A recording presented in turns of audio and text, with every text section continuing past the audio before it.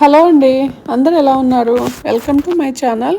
నేను మిల్లెట్స్తో ఇడ్లీ దోశ ప్రిపేర్ చేసుకుంటాను. అవి నేను ఎలా చేసుకుంటానో చూపిస్తాను. ఇవి ఊదల మిల్లెట్స్ అండి. 2 కప్స్ తీసుకున్నాను. 1 కప్పు మినప్పప్పు అండి. తర్వాత 1/4 కప్పు పచ్చెనపప్పు తీసుకున్నాను.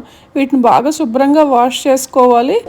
వాష్ చేసుకుని ఒక హాఫ్ డే నానబెట్టుకోవాలి. ఇంకా తర్వాత నేను నైట్ మిక్సీలో వేసుకున్నాను. ఇంకా ఓవెన్లో పెట్టేసాను అనమాట. ఇంకా మార్నింగ్ అలా బాగా పొంగిపోతుందండి. చూసారా, బాగా పొంగింది కదా. ఇంకా తర్వాత నేను సాల్ట్ కలుపుకొని ఇడ్లీ వేసాను. చాలామంది ఇడ్లీ ఎలా వస్తాయి అని చెప్పేసి భయపడతారనమాట మిల్లెట్స్తో. ఇంక నేను ఎలా వేసుకున్నానో మీకు చూపిస్తున్నాను. ఇలా బాగా ఉడికిపోయినాయి చూసారా. ఇంకా మనం ఒకవేళ డౌట్గా ఉంటే ఇలా ఫోక్తో కూడా చెక్ చేసుకోవచ్చు. మనకు తెలియాలంటే నేను అలా ఫోక్తో కూడా చెక్ చేసుకున్నాను. ఇలా బాగా ఉడికిపోయినాయి చూసారా. నేను మీకు చూపిస్తాను ఎంత సాఫ్ట్గా తునిగిపోతాయో అని చెప్పేసి.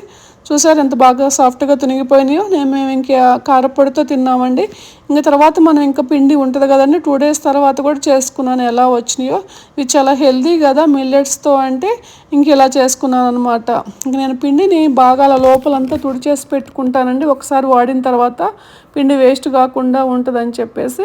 ఇంకా నెక్స్ట్ డే కూడా వేసుకున్నాను. ఇంకా ఇలా ఇడ్లీ చూసారా, ఈ ఇడ్లీ అనమాట. అవి బాగా పొంగి బాగా వచ్చినాయి కదా. ఇంకా తర్వాత దోశలు కూడా వేసుకున్నానండి. దోశలు కూడా చాలా బాగా వచ్చినాయి. ఈసారి దోశల్లోకి పీనట్ చట్నీ చేశానండి. ఒకసారి ఏమో కారపొడితో వేసుకున్నాము. ఇంకా ఈసారి దోశల్లోకి పీనట్ చట్నీ చేశానండి. 2 టిఫిన్స్ అయితే చాలా బాగా వచ్చినాయి. మీకు నచ్చినట్టయితే ఒకసారి ట్రై చేయండి. Thanks for watching.